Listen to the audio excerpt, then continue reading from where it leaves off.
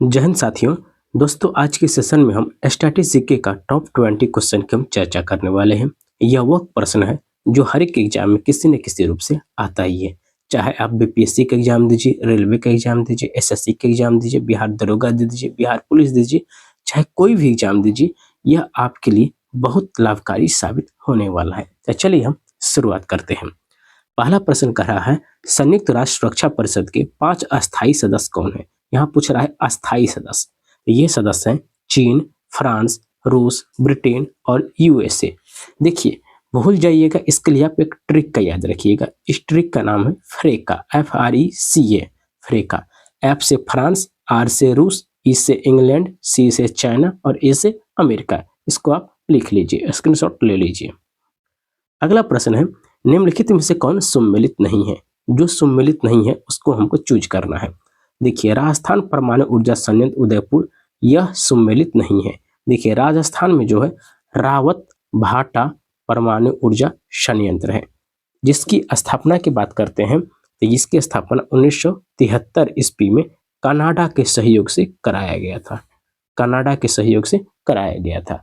अगला है नरौरा परमाणु ऊर्जा संयंत्र उत्तर प्रदेश, यह सही है।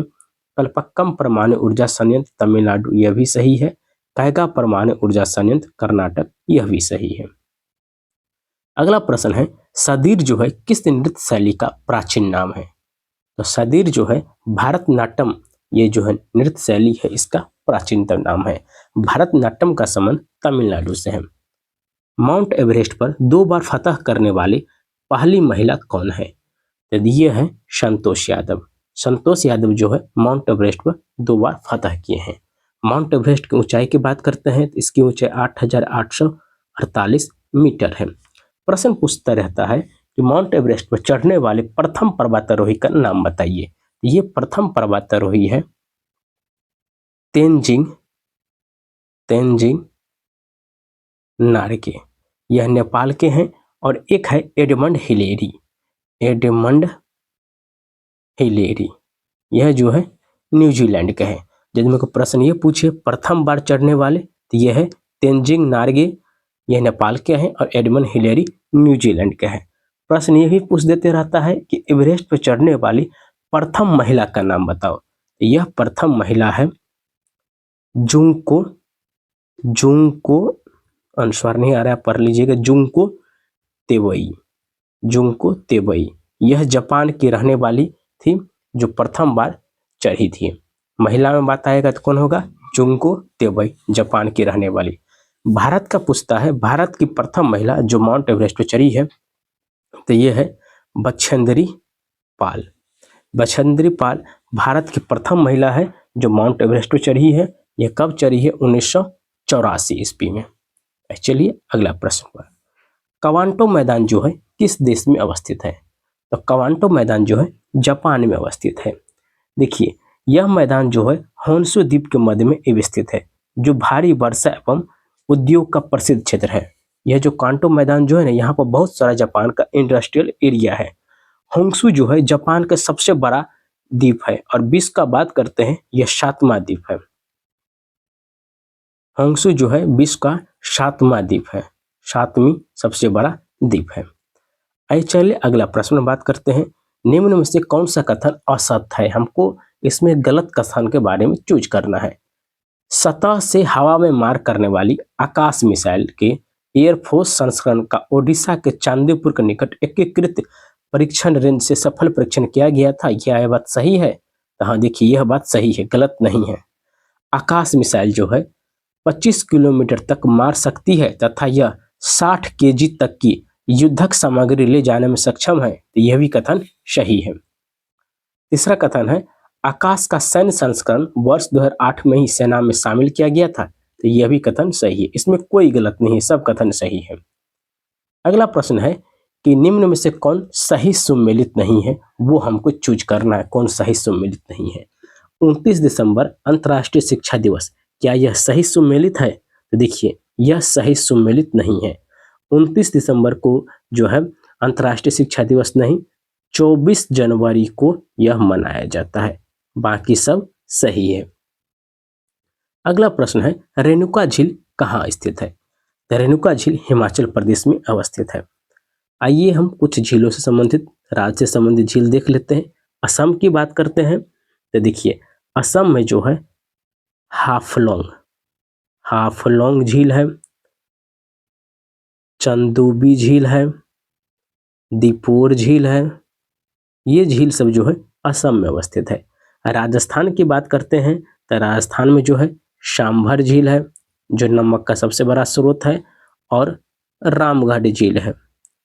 उत्तराखंड की बात करते हैं तो ये सूर्याधार झील जो है, जिसका लोकार्पण 2020 ईस्वी में किया गया है। आइए अगला प्रश्न चलते हैं। गुटनिरपेक्ष आंदोलन की स्थापना में शामिल नेता थे। तो देखिए, इसकी स्थापना में शामिल नेता थे मार्शल जोसेफ टिटो और कर्नल नासिर। देखिए, गुटनिरपेक्ष क्या है इसके बारे में जान लीजिए। देखिए, गुटनिरपेक्ष जो है इसकी स्थापना अप्रैल 1961 ईस्वी में किया गया है। लिख लीजिएगा, अप्रैल 1961 ईस्वी में किया गया है। इसका अर्थ था कि गुटनिरपेक्ष आंदोलन के सदस्य राष्ट्र मित्र राष्ट्र और धुरी के साथ किसी भी शामिल न होकर तटस्थ रहने की रीति अपनाई थी। इसका हम मुख्यालय की बात करते हैं तो इसका मुख्यालय जो है जकार्ता में अवस्थित है। जकार्ता में जो है गुटनिरपेक्ष का मुख्यालय है। अगला प्रश्न है, डायना मंदिर जो है हेतु प्रसिद्ध स्थान है। यह किसके लिए यह प्रसिद्ध स्थान है? यह जो है इफेसस के लिए प्रसिद्ध स्थान है। मक्का, ये जो मक्का मदीना सऊदी अरब में है। काठमांडू में जो है पशुपतिनाथ का मंदिर है, और यरूशलेम में स्थित बैथलहेम जो है ईसा मसीह का जन्म स्थली है। अगला प्रश्न कर रहा है, नींद का अध्ययन क्या कहलाता है? तो देखिए, नींद का अध्ययन कहलाता है हिप्नोलॉजी। हिप्नोलॉजी के अंतर्गत नींद का अध्ययन कराया जाता है। अब आता है क्रामेटोलॉजी। इसके अंतर्गत जो है रंगों का अध्ययन कराया जाता है। क्रामेटोलॉजी के अंतर्गत रंगों का अध्ययन कराया जाता है। ठीक है। अब आते रहता है एक एंथ्रोलॉजी। एंथ्रोलॉजी के अंतर्गत हड्डी का अध्ययन किया जाता है। ठीक है। एपिग्राफी के अंतर्गत जो है शिलालेख का अध्ययन किया जाता है। ठीक है। अगला प्रश्न देखिए, ये जो है पहला सूची है हमारा लोक कला का, और दूसरा है उससे संबंधित राज्य। देखिए, मेहंदी जो है राजस्थान का है, आपना जो है पहाड़ी क्षेत्र का है, अरिपन यह बिहार का है, चौक पूर्णा जो यह उत्तर प्रदेश का है। देखिए, अरिपन जो है बिहार का है, जो मधुबनी चित्रकला पढ़ते हैं उसी के अंतर्गत में जो है अर्पण बनाया जाता है। यह अर्पण बनाया जाता है पूजा पर्व त्योहारों में। अगला प्रश्न है, निम्न में से कौन एक सुमेलित है? देखिए, लाल त्रिकोण जो सिंबल रहता है परिवार नियोजन के लिए, तो ये बात सही है, सही सुमेलित है। रेड क्रॉस का निशान किसके लिए रहता है? डॉक्टरी सहायता, अस्पताल खतरा, यातायात को रोकने का चिन्ह है, तो यह भी सही है। हरा प्रकाश क्या है? साफ रास्ता का सिग्नल है, तो यह भी सही है। देखिए, सभी इसमें सुमेलित है। अगला प्रश्न है, CTBT यानी comprehensive nuclear test ban treaty कब अस्तित्व में आया है? देखिए, यह जो है 1996 ईस्वी में अस्तित्व में आया है। इसका जो है ट्रीटी करने का मुख्य जो है टारगेट यह था कि परमाणु प्रसार को रोकने की व्यवस्था किया गया था। इसमें जो है अब तक कुल 183 देश जो है हस्ताक्षर किए हैं, और CTBT संगठन जो है ऑस्ट्रिया की राजधानी वियना में है। CTBT संगठन जो है ऑस्ट्रिया की राजधानी कहाँ? वियना में अवस्थित है। अगला प्रश्न है, डाओ चेंग येडिंग एयरपोर्ट कहाँ अवस्थित है? तो यह एयरपोर्ट जो है तिब्बत में अवस्थित है। तिब्बत अभी जो है चीन के अधीन है। अब बात कर लेते हैं, यह एयरपोर्ट दुनिया का सबसे ऊंचा एयरपोर्ट है, जिसकी ऊंचाई 4411 मीटर है।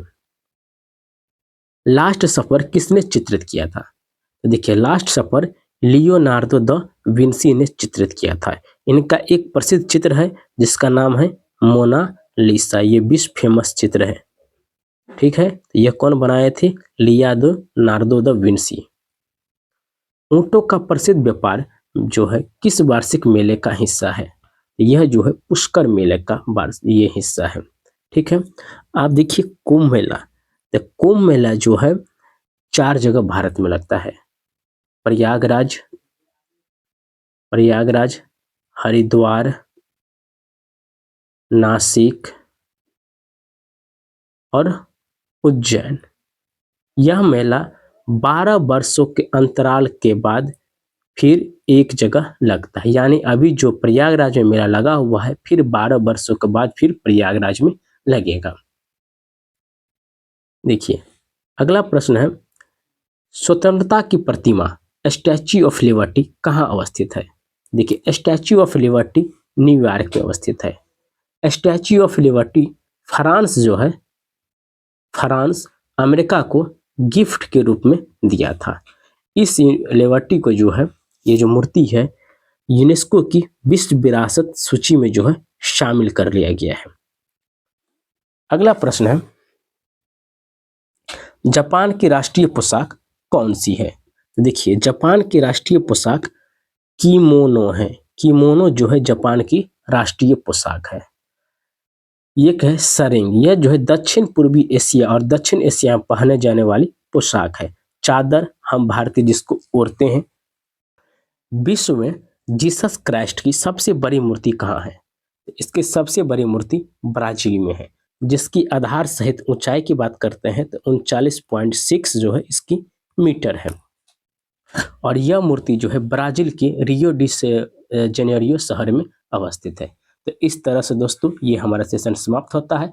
आपको ये हमारा सेशन कैसा लगा आप कमेंट में करके जरूर बताइएगा। फिर हम मिलते हैं अगले वीडियो में, तब तक के लिए जय हिंद।